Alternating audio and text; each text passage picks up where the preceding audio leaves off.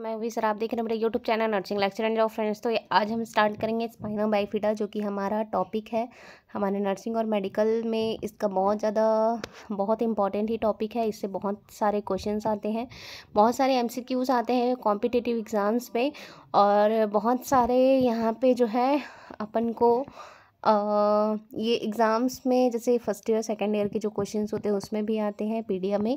और रही बात एमसीक्यूज़ की, तो उसमें तो इसके क्वेश्चन पूछे ही जाते हैं, चाहे कोई भी एग्ज़ाम हो, चाहे आपका एम्स हो, चाहे नॉर्मल स्टेट वैकेंसी हो, कोई भी वैकेंसी हो, आपको इससे रिलेटेड एमसीक्यूज़ मिले जाते हैं। और ये जो नोट्स है पूरा हैंड रिटन नोट्स है, और इसमें इंपॉर्टेंट क्वेश्चन और साथ में पूरा नोट्स मिलेंगे इस स्पाइना बाइफिडा टॉपिक का। इसके अलावा और भी ऐसे इंपॉर्टेंट टॉपिक के आपको नोट्स मिल जाएंगे। तो आप जो है इस चैनल को सब्सक्राइब करके बेल आइकन प्रेस कर लीजिए। अगर आपको बाकी नोट्स और चाहिए तो इस वीडियो में डला हुआ है, न्यूट्रिशन का भी बहुत सारा टॉपिक डला हुआ है, साथ में जो आपका कम्युनिटी का जो सीसीएच का है वो भी इसमें डला हुआ है सिलेबस का। तो आप जो है चैनल के लिंक में जा कर के वो सारे क्लास देख सकते हैं। ठीक है, तो चलिए हम स्टार्ट करते हैं हमारा आज का टॉपिक, न्यूरल ट्यूब डिफेक्ट। ठीक है, तो आप सभी को पता है न्यूरल ट्यूब डिफेक्ट होता क्या है। अगर नहीं पता तो इस लेक्चर के थ्रू हम जान लेंगे। ठीक है, तो मोस्ट कॉमन ये जो है कंजेनाइटल मॉलफॉर्मेशन होता है सीएनएस का, यानी सीएनएस यानी कि सेंट्रल नर्वस सिस्टम का हमारा मोस्ट कॉमन कंजेनाइटल मॉलफॉर्मेशन वाला डिसऑर्डर है ये। ठीक है, और इसका जो है मल्टीफैक्टरल इनहेरिटेंस इज सीन। इसमें जो है मल्टीफैक्टर इनहेरिटेंस देखने को मिलता है। जैसे कि क्यों होता है, मतलब इसका जो कॉजेज़ होता है वो maternal deficiency of folic acid. सबसे बड़ा कारण तो यही है कि हमारे बॉडी में फॉलिक एसिड की जब डिफिशिएंसी होती है तो ये डिसऑर्डर देखने को मिलती है। मैटरनल यूजेस ऑफ सोडियम वॉल्फोरेट और कार्बमेजापाइन ड्रग, ये जो जितने साइकेट्रिक ड्रग है सोडियम वॉल्फोरेट और कार्बमेजापाइन, ये दोनों ड्रग भी अगर मदर जो है ड्यूरिंग प्रेगनेंसी में यूज़ कर रही है तो उसकी वजह से भी देखने को मिल सकता है। Mother intake alcohol during pregnancy, mother uncontrolled diabetic mellitus वाली अगर मदर है तो, जिंक की डिफिशियंसी है तो, genetic defect and mutation in gene में कुछ परेशानी है, जेनेटिक डिफेक्ट है तो भी अपन को यहाँ पे देखने को मिल सकता है क्या, स्पाइना न्यूरल ट्यूब डिफेक्ट। ठीक है, तो यहाँ पे हम बात करते हैं न्यूरल ट्यूब जो है डेवलपमेंट कब होता है। ठीक है, तो हमारा जो 24 to 26 day of gestational age का जो 24 से 26वां दिन है, उसी टाइम ही यहाँ पे न्यूरल ट्यूब जो है कंप्लीट यहाँ पे डेवलप हो जाता है और सैक अपना बना लेता है। ठीक है, तो न्यूरल ट्यूब प्लेट बनते हैं, फिर न्यूरल का ग्रूव बनते हैं और न्यूरोपोर्स बनते हैं। तो जो न्यूरोपोर्स होता है वो टू पार्ट में डिवाइड होते हैं, एंटीरियर न्यूरोपोर और पोस्टीरियर न्यूरोपोर। जो एंटीरियर न्यूरोपोर होते हैं वो क्रेनियल स्ट्रक्चर बनाते हैं, जैसे कि हमारा ब्रेन हो गया, और जो पोस्टीरियर न्यूरोपोर होते हैं वो कॉइडल स्ट्रक्चर बनाते हैं, यानी कि हमारा स्पाइनल कॉर्ड हो गया। ठीक है, और ये जो दोनों है वो बनने के बाद यहाँ पे न्यूरोपोर क्लोज हो जाते हैं और न्यूरल प्लेट का फॉर्मेशन करते हैं। ठीक है, अगर इसमें फेल्योर हो जाए, क्लोज ना हो पाए, तब यहाँ पे दो टाइप के अपन को डिजीज़ देखने को मिलता है, जो कि है क्रेनियल न्यूरल ट्यूब डिफेक्ट और कॉइडल न्यूरल ट्यूब डिफेक्ट। अगर क्रेनियल न्यूरल ट्यूब डिफेक्ट की अगर हम बात करें तो ब्रेन से रिलेटेड जो भी अपन को देखने को मिलता है, जैसे एनसेफेली वगैरह है ना, और कॉइडल में आपका आ जाएगा स्पाइना बाइफिडा, ये सारी चीज़ आएंगे। ठीक है, तो क्रेनियल एनटीडी की हम बात करें फर्स्ट, जिसमें फर्स्ट आपका आता है एनसेफेली। एनसेफेली मीन्स होता है आपका जो यहाँ पे आप देख रहे हैं ना, ये बच्चे का हेड वाला पार्ट यानी कि ब्रेन वाला पार्ट जो है एब्सेंट होता है। ये कंप्लीट भी एब्सेंट होता है, ये पार्सली भी एब्सेंट रहता है। तो ये दो टाइप का होता है anencephaly. Absent of cranial vault with cerebral hemisphere, जो यहाँ पे क्रेनियल वॉल्ट होते हैं वो यहाँ पे एब्सेंट होते हैं, और ये टू टाइप का होता है, होलो एनसेफेली और मेरो एनसेफेली। तो होलो एनसेफेली मोस्ट कॉमन देखने को मिलता है, यानी कि यहाँ पे कंप्लीट होल ब्रेन जो है एब्सेंट मिलेगा आपको, और मेरो एनसेफेली के अंदर पार्शियल ब्रेन जो है एब्सेंट मिलेगा। फिर आपका आता है इंसेफेलोसील। इंसेफेलोसील कुछ इस टाइप से आपको बेबीज़ देखने को मिलेंगे अगर चाइल्ड वार्ड में हम ड्यूटी करते हैं, या कभी भी आप जाएंगे तो आपको बहुत रेयरली ये ऐसे बच्चे देखने को मिलेंगे, है ना। तो यहाँ पे देखेंगे इस टाइप का यहाँ पे प्रोट्रूजन यहाँ पे देखने को मिलता है ना। तो यहाँ पे हम बात करें तो इनसेफेलोसील है ना, यहाँ पे सील, तो ब्रेन कंटेंट प्रोट्रूड आउट, तो यहाँ पे जो ब्रेन का कंटेंट होता है वो आउटसाइड पे प्रोट्रूड होके ऐसा एक पाउच बना लेता है। Next, most commonly from occipital part है ना, तो ये जो पीछे का जो ऑक्सीपिटल पार्ट है यहीं पे ही ज़्यादा देखने को मिलता है। फिर उसके बाद हम बात करते हैं तो आपका जो है ब्रेन जो है ना, cranial and neural tube defect के अंदर ये दो ही आते हैं, एनएन्सेफेली और इनसेफेलोसील। नेक्स्ट हम बात करते हैं कॉइडल एंटिडी, तो इसमें आपका आता है स्पाइना बाइफिडा। स्पाइना बाइफिडा भी दो टाइप का होता है, spina bifida occulta, spina bifida cystica. Again cystica divided है टू पार्ट्स में, आपका मेनिंजोसील और माइलोमेनिंजोसील्स।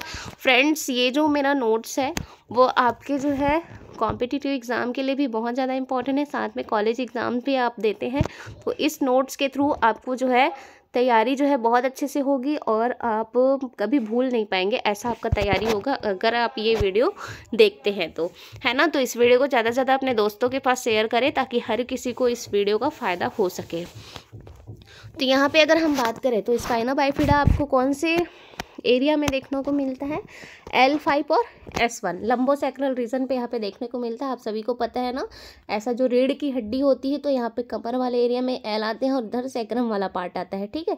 तो ये L5 से S1 वाला जो एरिया है वहाँ पे ये देखने को मिलता है स्पाइना बाइफिडा, ठीक है। तो ये दो टाइप के होते हैं, स्पाइना बाइफिडा ओकुल्टा और स्पाइना बाइफिडा सिस्टिका, और इसमें भी आपका दो टाइप का होता है, मेनिंजोसील और माइलोमेनिंजोसील। तो ये जो माइलोमेनिंजोसील है ये मोस्ट कॉम्प्लिकेटेड टाइप का होता है, और ये जो है मोस्ट कॉमन टाइप का होता है। होता क्या है ये दोनों में, इसमें जो है इसमें जो डिफेक्ट है वो स्किन के थ्रू और जो बाल के जो गुच्छे होते हैं उसके थ्रू कवर होते हैं, इसलिए यहाँ पे जो है बाहर से अपन को दिखाई नहीं देगा, लेकिन यहाँ पे डिम्पल आपको पड़ेंगे, है ना। जैसे ये स्किन पे डिफेक्ट है ना, ये गड्ढा है लेकिन ये स्किन के थ्रू ऐसा कवर रहेगा, बट हल्का सा यहाँ पे डिम्पल आपको पड़ेंगे और यहाँ पे हेयर के गुच्छे मिलेंगे। तो ये स्पाइना बाइफिडा ओकुल्टा पे देखने को मिलेगा आपको।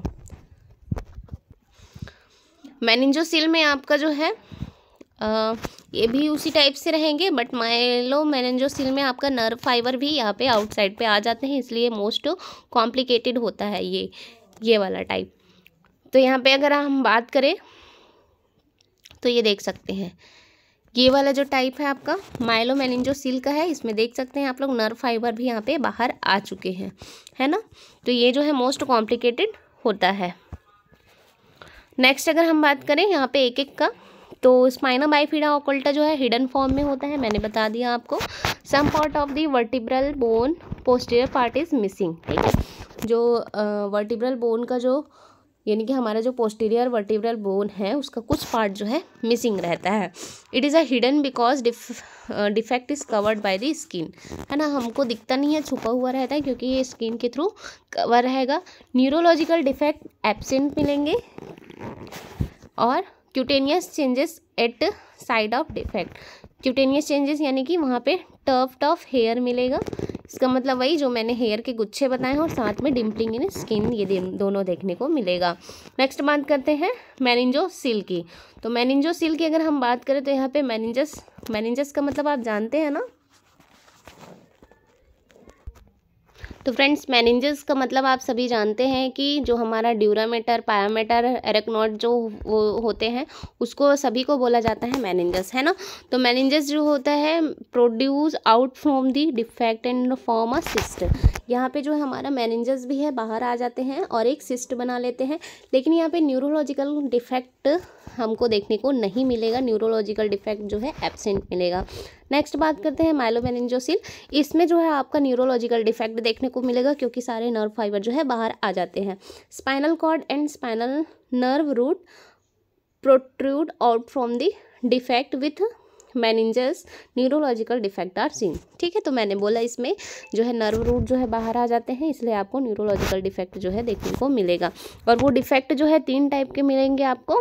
तो ये deep tendon reflexes are absent मिलेगा, बाउल एंड ब्लैडर इनकॉन्टिनेंस होगा, क्योंकि ये जो है आपका लंबोसेक्रल रीजन पे होता है ना, तो इसलिए आपके लोअर जो एरिया है उधर ये जो है अफेक्ट अपना दिखाएगा। Flaccid paralysis of lower extremities में देखने को मिलेगा। नेक्स्ट अगर हम बात करें तो डायग्नोसिस की, तो इस न्यूरल डिफेक्ट को डायग्नोस करने के लिए आपको जो है फर्स्टली यूएसजी इसका प्रियोरिटी है। और यहाँ पे 14 से 16 week of the gestational age, यानी कि आप जो है 14 से 16 वीक 3 से 4 महीने के बीच में आप जो है इस यूएसजी को करके इस डिफेक्ट को आप जो है देख सकते हैं। नेक्स्ट आपका आता है अल्फा फीटोप्रोटीन, जिसको जो कि सेंसिटिव मार्कर होता है, और एसिटाइलकोलिन एस्टरेज, स्पेसिफिक मार्कर में एसिटाइलकोलिन एस्टरेज आ जाएगा आपका, सेंसिटिव मार्कर में आपका अल्फा फीटोप्रोटीन आ जाएगा। तो यहाँ पे यूएसजी जो है मोस्ट इम्पॉर्टेंट रहने वाला है। नेक्स्ट अगर हम मैनेजमेंट की बात करें इसके न्यूरल ट्यूब डिफेक्ट की, तो ये होता क्यों है? फॉलिक एसिड की डिफिशियंसी, जिंक की डिफिशियंसी है ना, तो और प्रेगनेंसी के टाइम में डायबिटिक मदर हो गया, अल्कोहल कंज्यूम, तो ये सब कारणों से होता है। तो मोस्ट कॉमन यहाँ पे फॉलिक एसिड होता है ना, तो यहाँ पे हम फॉलिक एसिड पे ही फोकस करने वाले हैं। फॉलिक एसिड सप्लीमेंटेशन की अगर हम बात करें तो prevent neural tube defect. Neural tube को अगर है तब अपन कितना फॉलिक एसिड यूज़ करेंगे? 400 mcg per day, once month prior to conception and month after conception. ठीक है, अगर आपको न्यूरल ट्यूब को प्रिवेंट करना है तो आपको फॉलिक एसिड कैसे यूज़ करना पड़ेगा? अगर आप मदर को, मतलब जो भी लेडीज़ होगा उनको अगर कंसीव करना है तो उनको एडवाइस किया जाएगा आप 1 महीना पहले से आप जो है फॉलिक एसिड लेना स्टार्ट करें, और कंटिन्यू प्रेगनेंसी के 3 मंथ तक आप फॉलिक एसिड लेंगे, यानी कि टोटल 4 मंथ आप फॉलिक एसिड लेंगे। पहला 1 महीना कंसीव करने से पहले, और कंसीव होता है तो उसके 3 महीने बाद तक। नेक्स्ट अगर हम बात करें, अगर वुमेन प्रेग्नेंट है तो उनको फिर उसके बाद उसको 4था महीना से उसको iron folic acid tablet start किया जाता है। ठीक है, जिसमें आयरन में आपका 60 mg आयरन एलिमेंट होता है, और फॉलिक एसिड जो है 500 mcg फॉलिक एसिड प्रेजेंट होता है। और ये वुमेन को उनकी एनीमिया की कंडीशन के अकॉर्डिंग दिया जाता है। अगर उनका हीमोग्लोबिन जो है 11 ग्राम से ऊपर है तब उसको डेली 1 टैबलेट खाना पड़ेगा। अगर उसका हीमोग्लोबिन 11 ग्राम से कम है तो उनको एनीमिक मान करके 2 टैबलेट यहाँ पे चलाया जाता है। ठीक है, 3 month after conception to till delivery तक, है ना। और यहाँ पे इसको 180 दिन तक खिलाया जाता है। अगर डिलीवरी हो जाता है उसके बाद भी 180 दिन तक इसको खिलाया जाता है। वंस अ डे, हाँ जो मैंने बोला है वो यहाँ पे लिखा हुआ है, once a day if HB is more than 11 gram, twice a day if HB is less than 11 gram per DL। फिर उसके बाद इसका पीडिया डोज की अगर हम बात करें तो यहाँ पे 20 mg एलिमेंटल आयरन दिया जाता है, और 100 mcg यहाँ पे फॉलिक एसिड दिया जाता है। ये पीडिया डोज है, बच्चों के लिए है ना। 20 mg एलिमेंटल आयरन मिलेगा और 100 mcg फॉलिक एसिड मिलेंगे। और फॉलिक एसिड की अगर डिफिशियंसी है तब उसको दिया जाएगा 1 mg पर डे, है ना। ये फॉलिक एसिड का डोज है 1 mg पर डे, और अगर सिक्लिन है तो 5 mg पर डे। सिर्फ और सिर्फ फॉलिक एसिड की डिफिशियंसी है तो 1 mg दे सकते हैं अपन पर डे, या तो फिर आपको फॉलिक एसिड के सिक्लिन है तो आपको 5 mg पर डे यहाँ पे दिया जाता है सिक्लिन वाले पेशेंट को। इन पेशेंट हु आर डायबिटिक, अगर डायबिटिक है या डायबिटिक मदर है तो उसको 400 mcg पर डे दिया जाता है। In patient who are on anti epileptic treatment, अगर वो एंटी एपिलेप्टिक मेडिसिन ले रहे हैं तो उसको 4 mg पर डे यहाँ पे दिया जाता है। तो ये जो है फॉलिक एसिड से रिलेटेड यहाँ पे सप्लीमेंट है फ्रेंड, और ये जो है आपका कॉम्पिटिटिव एग्जाम्स में पूछे जाते हैं। यहाँ पे फॉलिक एसिड कब कौन से कंडीशन पे कितना फॉलिक एसिड देना है, तो आप इसको एज ए MCQs क्वेश्चन की तरह याद रखिए।